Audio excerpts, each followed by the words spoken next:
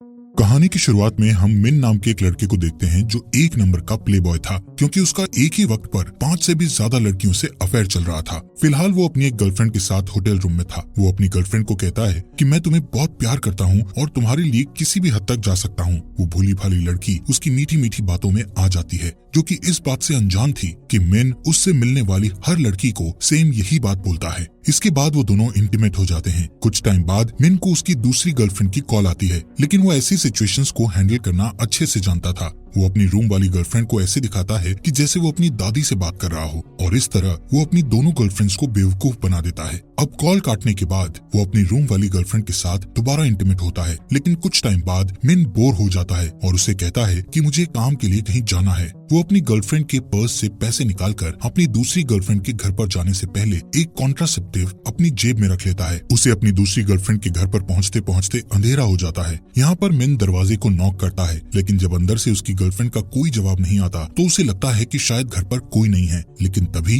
दरवाजा अपने आप खुल जाता है। मिन को ये देखकर थोड़ा डर लगता है, लेकिन वो अपनी लस्ट के चलते रिस्क लेकर घर के अंदर चला जाता है। इसके बाद उसकी गर्लफ्रेंड एक सिडक्टिव ड्रेस पहनकर उसके सामने आती है। ये देखकर वो और भी ज्यादा एक्साइटेड हो जाता है। उसे लगता है कि उसकी गर्लफ्रेंड उसके लिए कोई एडल्ट परफॉर्मेंस करने वाली है, लेकिन जैसे ही उसकी गर्लफ्रेंड को मौका मिलता है वो मिन पर एक बेसबॉल बैट से हमला करके उसको बेहोश कर देती है। इसके बाद जब मिन को होश आता है तो वो खुद को एक डेजर्ट में पाता है, जहाँ पर सिर्फ अंडरवेयर को छोड़कर उसके सारे कपड़े उतार लिए गए थे। कंफ्यूज्ड हालत में वो अंडरवेयर की पॉकेट में हाथ डालकर अपने फोन को ढूंढता है, लेकिन उसकी पॉकेट में एक इंट्रासेप्टिव और एक फोटो थी जिसमें उसकी चारों गर्लफ्रेंड्स एक साथ थी। यहाँ पर हमें पता चलता है कि उसकी चारों गर्लफ्रेंड्स एक दूसरे को जानती थी और कुछ दिन पहले वो सब लंच के लिए एक रेस्टोरेंट में एक दूसरे को अपनी कुछ महीने से चल रही रिलेशनशिप के बारे में सरप्राइज देने के लिए मिली थी। वो सभी गर्ल्स अपने बॉयफ्रेंड को अपने सपनों का राजकुमार समझ रही थी, लेकिन फोटो में देखने पर उनको पता चलता है कि वो सभी एक ही लड़के को डेट कर रही हैं। इसके बाद उन सब ने मिन को सबक सिखाने के लिए एक प्लान बनाया था। अब मिन फ्रस्ट्रेशन में कूदकर अपनी चारों गर्लफ्रेंड्स की ग्रुप फोटो को पैरों से कुचल देता है और आधे घंटे तक इस रेगिस्तान से बाहर निकलने के लिए रास्ता ढूंढने लगता है, लेकिन उसे कहीं पर भी रास्ता नहीं मिलता। अब वो इतना थक चुका था कि उसे हेलुसिनेशन होने लगते हैं, जिसके कारण वो रेत को ही पानी समझकर खाने लगता है। तभी वहाँ एक आदिवासी औरतों का ग्रुप उसके पास आता है। उस ग्रुप की लीडर का नाम टालिया था। वो जिस तरह से मिन को घूर रही थी उससे मिन को लगता है कि वो उसके साथ इंटीमेट होना चाहती है, इसलिए वो एक्साइटेड होकर टालिया के मुंह पर लगा कपड़ा उतार देता है, जिससे आदिवासी ग्रुप की एक औरत मिन को भाला मारकर बेहोश कर देती है। जिसके बाद वो आदिवासी औरतें मिन को बांधकर उनके गांव में ले जाती हैं। वो आदिवासी औरतें एक कबीले से थी जिसका नाम हालीबा था। चूंकि एक ऐसा यूनिक ग्रुप था जिसमें सिर्फ लेडीज का ही राज चलता था, जहाँ पर आदमियों को गुलामों की तरह ट्रीट किया जाता था। यहाँ पर आदमियों का काम सिर्फ लेडीज की सेवा करना और उन्हें खुश करना होता था। कुछ खास मौकों पर तो वहाँ के आदमियों को एक पौष्टिक आहार के तौर पर भी खाया जाता था।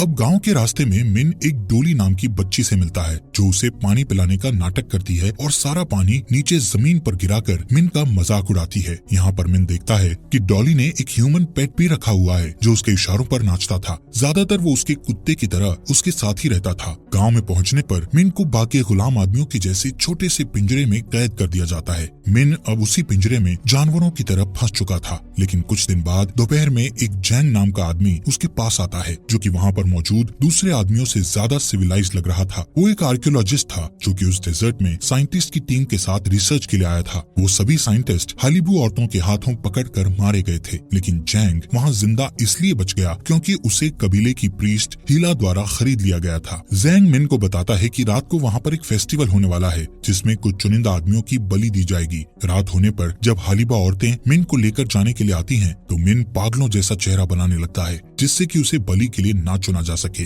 और उसकी जान बच जाए। लेकिन वो औरतें उसकी इन चालों से बेवकूफ बनने वाली नहीं थी, इसलिए उसको दूसरे आदमियों के साथ स्टेज तक घसीट कर ले जाया जाता है। इस कबीले की प्रीस्ट हिला एक खंजर की मदद से आदमियों के गुप्तांग को काटने से पहले ट्रेडिशनल फोक टेल पर डांस करती है। तभी वहाँ पर मौजूद आदमियों को पता चलता है कि सैक्रिफाइस का मतलब उन्हें जान से मारना नहीं बल्कि उन्हें नपुंसक बनाना है। ये देखकर मिन बहुत ज्यादा घबरा जाता है। वहीं हिला आदमियों के गुप्तांग को काटने लगती है। अब उनके कबीले की परंपरा के अनुसार इस तरह के आदमी को क्वीन के एस्कॉर्ट होना चाहिए, मिन इसी वजह से बच जाता है। रात को उसे क्वीन को खुश करने के लिए कहा जाता है, जिसके लिए उसे जबरदस्ती टालिया के रूम में भेज दिया गया था। मिन टालिया के इंटीमेट कलेक्शन में से अपनी पसंद का एक एडल्ट टॉय चूज कर सकता था। अब इतने दिनों तक कई सारी मुश्किलें सहने के बाद मिन पहली बार किसी काम के लिए एक्साइटेड हुआ था, लेकिन उसकी यही एक्साइटमेंट ज्यादा देर तक नहीं टिकती, क्योंकि वो एडल्ट टॉय टालिया के लिए नहीं बल्कि मिन के लिए ही थे। अगले दिन मिन मुश्किल से चल पा रहा था। उसकी रोमांस वाली रात वैसी नहीं थी जैसी उसने सोची थी। जैंग को उसे देखकर हमदर्दी होती है। वो मिन को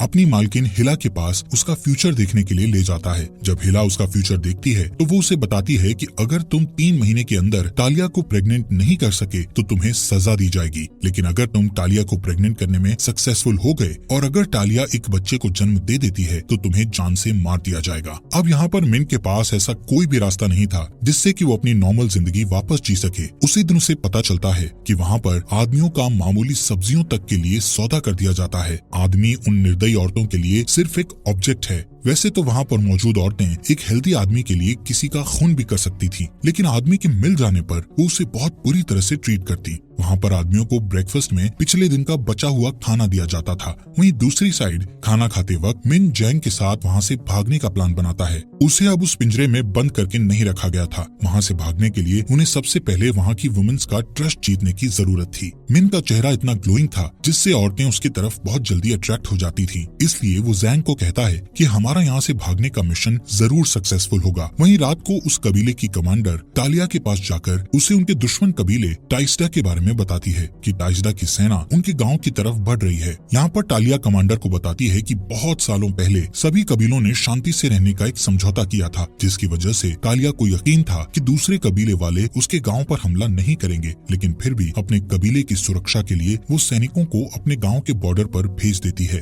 रात को मिन टालिया से अपना काम निकलवाने के लिए उसके पैरों की मसाज करता है। उस मसाज से टालिया को एक नए टाइप का प्लेजर मिलता है। इसी मौके का फायदा उठाते हुए मिन टालिया से हलीबा की औरतों के लिए एक ब्यूटी शॉप खोलने के बारे में पूछता है, जिस पर टालिया मिन को ब्यूटी शॉप खोलने की परमिशन दे देती है। टालिया इस बात से पूरी तरह अनजान थी कि इस ब्यूटी शॉप के जरिए मिन गांव की औरतों का सपोर्ट पाना चाहता है। अब अगले ही दिन से मिन और जैंग एक पुरानी बिल्डिंग को रिनोवेट करना शुरू कर देते हैं और अपनी शॉप बना लेते हैं। यहाँ पर उनकी शॉप पर जो सबसे पहले औरत आती है वो उस कबीले की सबसे बदसूरत औरत थी, लेकिन इसके बाद भी मिन और जैंग उस औरत का एक अच्छा सा हेयर कट और एक्ने रिमूव करने का एक अच्छा मेकओवर कर देते हैं। उस औरत की खूबसूरती देखकर दूसरी औरतें भी मिन की शॉप पर ग्रुप में आकर उससे वैसा ही मेकओवर करने के लिए कहती हैं। ऐसे ही बीतते टाइम के साथ कबीले की औरतों के बीच मिन और भी ज्यादा पॉपुलर होता जा रहा था। जो पैसा उसने शॉप से कमाया था उससे वो टालिया को इम्प्रेस करने के लिए उसके लिए स्पेशल डिनर बनाता है। मिन टालिया को कहता है कि मैं तुम्हें बहुत चाहने लगा हूँ, जितना कि मैं अपने घर पर मौजूद औरतों को चाहता था। लेकिन टालिया उसकी बातों में आने वाली नहीं थी।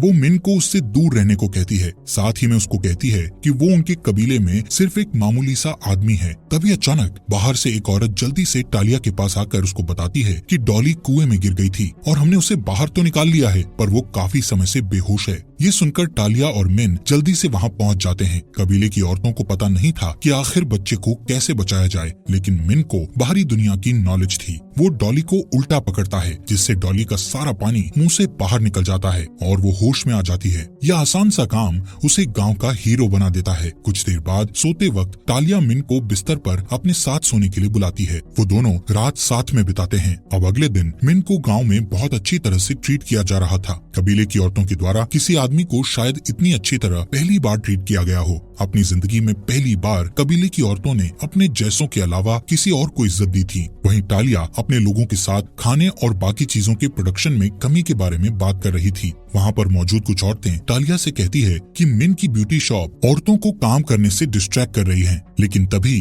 कमांडर वहाँ आकर टालिया को बताती है कि टाइस्डा की सेना उनके गांव पर हमला करने के लिए बहुत नजदीक आ गई है। इसके बाद कमांडर और बाकी सैनिक जल्दी से बॉर्डर की तरफ टाइस्डा की सेना को रोकने के लिए निकल पड़ते हैं। वहीं रात को दूसरी तरफ टाइस्डा का क्रूअल लीडर अपने ही लोगों के बीच डेथ फाइट करवा रहा था, जबकि लड़ रहे दोनों फाइटर्स एक दूसरे को नहीं मारना चाहते थे, लेकिन फिर भी वो उन्हें एक दूसरे को मारने के लिए कहता है। वहीं गाँव में डॉली जिस कुएं में गिर गई थी उसमें टाइस्डा का भेजा हुआ एक जासूस जहर डाल देता है। तभी जैंग और मिन कुएं के पास आकर प्लान बनाते हैं कि कल जब दोनों कबीले आपस में लड़ रहे होंगे तभी हम यहाँ से भाग जाएंगे। नेक्स्ट डे टालिया अपने सोल्जर्स और मिन के साथ बॉर्डर पर जा रही होती है, लेकिन रास्ते में अचानक टाइजदा की सेना पहाड़ी के ऊपर से उन पर हमला कर देती है, जिससे टालिया के बहुत सारे सोल्जर्स मारे गए थे और बाकी के वहाँ से वापस गांव की तरफ भाग गए थे। किसी तरह मिन और टालिया वहाँ से भागकर एक पहाड़ी के नीचे छुप जाते हैं। थोड़ी देर बाद टालिया मिन को उनके कबीले के इतिहास के बारे में बताते हुए कहती है कि बहुत समय पहले उनके कबीले हालिबू और दुश्मन कबीले टाइजदा समेत 7 और कबीले थे जो एक दूसरे से लड़कर खुद को खत्म कर रहे थे,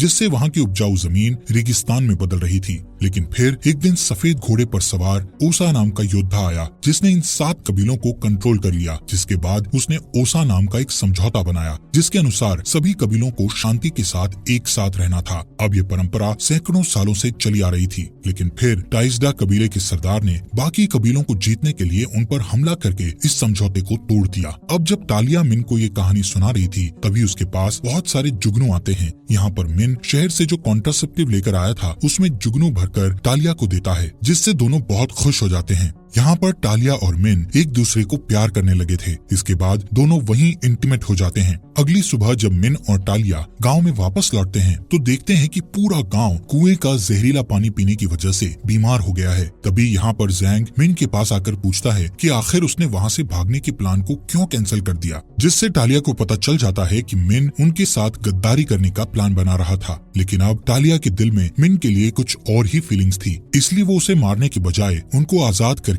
वहाँ से जाने के लिए कहती है। गांव से निकाले जाने के कुछ देर बाद जैंग और मिन अपने घर लौट ही रहे थे कि तभी मिन को एहसास होता है और वो जैंग को कहता है कि जब उनके कबीले को उनकी जरूरत है तो वो वहाँ से दूर भागकर उनको धोखा दे रहे हैं। वो जैंग को कहता है कि मैं वापस कबीले में जा रहा हूँ। मिन के इस फैसले पर जैंग उसे मूर्ख कहता है, लेकिन मिन वापस कबीले में जाने का मन बना चुका था और वापस गाँव की तरफ भागने लगता है। उधर टाइजदा कबीले की सेना हालिबू कबीले पर हमला कर देती है और वो उन सभी औरतों को गुलाम बनाने लगते हैं। हालिबू कबीले की औरतें भी अपनी पूरी ताकत के साथ लड़ने की कोशिश कर रही थी, लेकिन वो उनसे ज्यादा ताकतवर नहीं थी। अब यहाँ पर हालिबू कबीले की औरतें हार मानने ही वाली होती हैं कि तभी सफेद घोड़े पर सवार मिन वहाँ पहुँच जाता है, जैसे कि कुछ साल पहले वहाँ पर ओसा ने किया था। वो टाइजदा के लीडर को एक लड़ाई के लिए चैलेंज करता है। अब सवाल उसकी इज्जत का था, इसलिए टाइजदा का लीडर चैलेंज एक्सेप्ट कर लेता है और मिन से लड़ने लगता है। शुरुआत में तो वो मिन को काफी बुरी तरह से पीट रहा था, लेकिन फिर मिन अपनी पूरी ताकत से उससे लड़ने लगता है और अंत में उसे मार डालता है। अब टाइजदा के लीडर के हारने पर टाइजदा के सोल्जर्स अपने घर वापस जाने लगते हैं। वहीं ये हालिबू कबीले की पहली जीत थी। अब कुछ महीने बाद हालिबू की औरतों को उनकी क्वीन टालिया की खबर मिलती है कि वो प्रेग्नेंट है और उसके पेट में मिन का बच्चा है। अब जैसा कि मूवी की स्टार्टिंग में हिला ने मिन को बताया था कि अगर टालिया उससे प्रेग्नेंट हो गई तब भी उसको सजा दी जाएगी। अब प्रेजेंट में मिन एक स्टेज पर उनकी कबीले की क्वीन को प्रेग्नेंट करने के जुर्म में सेक्रीफाइस के लिए खड़ा हुआ था।